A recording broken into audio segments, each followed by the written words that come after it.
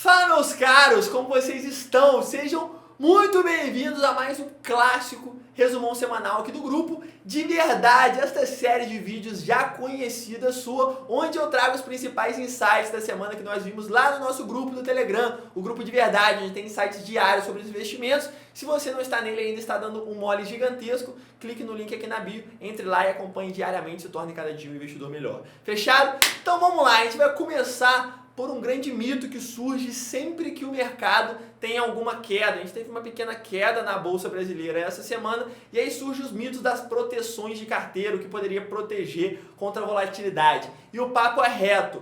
Para proteger sua carteira contra a volatilidade, ou seja, contra essas quedas que você tem normalmente na renda variável, a maior besteira que você pode fazer é investir nesses fundos de volatilidade, em ouro ou em qualquer um desses ativos que promete proteção. Isso não faz sentido nenhum. Proteção para volatilidade é uma só, direta e clara. Renda fixa. Acabou. Isso por um motivo simples, porque é o único ativo que realmente possui baixa volatilidade e que tem um histórico de rentabilidade positiva ao longo do tempo. Se você pega, por exemplo, um ETF de volatilidade, que muita gente fala, que é um ETF que quando o mercado está muito volátil, ele sobe, ele vai te proteger somente nos dias que tiver a queda, mas se você for ver ao longo do tempo, a rentabilidade dele muito provavelmente vai ser negativa. A mesma coisa é o ouro. Se você for pegar o ouro como proteção da sua carteira, beleza, ela tem uma baixa volatilidade, mas se você ver no longo prazo, o desempenho dele é pífio. Então não faz sentido penalizar a rentabilidade total da sua carteira no longo prazo, simplesmente para adicionar um ativo que vai te proteger especificamente quando tiver uma queda. Então não faça isso, proteja-se com renda fixa, aumentando a quantidade de renda fixa na sua carteira,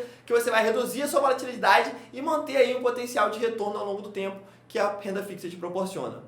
Fechado? Partimos então para o segundo insight, que é sobre os diferenciais competitivos. O diferencial competitivo nada mais é do que uma característica que não é replicável daquela empresa, ou seja, que não é fácil de ser copiado, que torna aquela empresa diferente das concorrentes. E qual a vantagem disso? Principalmente é refletida na margem da empresa e, consequentemente, no lucro. Se a empresa ela tem algo diferente das outras concorrentes, ela também pode cobrar um preço diferente pelo seu produto ou serviço. Então ela acaba tendo uma margem maior do que as outras, sendo uma empresa bem interessante para você ser sócio. Outra característica que ela pode ter é uma segurança maior quanto à perenidade. Ou seja, se ela apresenta alguma característica que seja individual dela e que os concorrentes não têm, fica mais difícil para que outros concorrentes entrem e tomem o lugar dela. Porém, ela acaba sendo uma empresa mais segura para se investir para o longo prazo. Mas beleza, Matheus, quais são esses diferenciais competitivos e como eu identifico isso? Você pode identificar estudando exatamente como a empresa funciona. Então, por exemplo, se você começar a entender a empresa, você vai ver se ela tem uma marca forte, por exemplo, se ela tem um diferencial de escala, ela tem um tamanho maior que as concorrentes, o que beneficia ela no segmento. E isso se reflete nos próprios números. Você pode olhar diretamente para uma margem também, por exemplo, uma margem bruta, uma margem líquida. Quando você vê, por exemplo, uma empresa de um mesmo segmento que atua da mesma forma que as outras, mas tem uma margem de lucro bruta maior do que as outras, muito provavelmente ela tem um diferencial competitivo e essa empresa vai ser uma ótima opção para compor a sua carteira. É claro, olhando para os outros indicadores também, nunca você vai olhar isso isoladamente. Ele faz parte do contexto de selecionar uma boa empresa para ser sócio.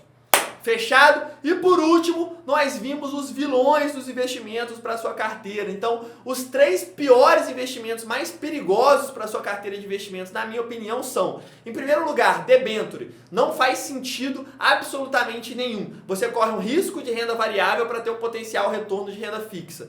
Para mim, não serve para absolutamente nada. Outros 2, que é polêmico eu falar aqui, mas para mim também são muito perigosos e não faz sentido ter na carteira, são: primeiro, fundo multimercado. Simplesmente é uma cesta de muita coisa que ao mesmo tempo não é nada. Você dá uma liberdade gigante para o gestor investir em câmbio, investir em ações, investir em renda fixa, usando às vezes até derivativos para poder potencializar esse rendimento de curto prazo para trazer mais cotista, aumenta o risco desse fundo lá nas alturas e historicamente possui uma rentabilidade muito ruim, sendo que alguns utilizam até o CDI como benchmark, fazendo com que as taxas fiquem mais altas ainda. Então é furada certa. E o terceiro, que aí é mais polêmico ainda, mas eu não ligo de ser polêmico aqui simplesmente porque é a minha visão, que são os fundos de ações. E aí sempre tem alguém para falar, exceção, mas tem um fundo de ação que rendeu 500% no último ano. Tem ação que rendeu 5.000% também. Se for assim, você selecionaria sua ação. E não, quando a gente olha estatisticamente, os fundos de ações ele tem péssimo desempenho no longo prazo, simplesmente porque as taxas são altíssimas e a grande maioria precisa girar a carteira, mostrar a rentabilidade no curto prazo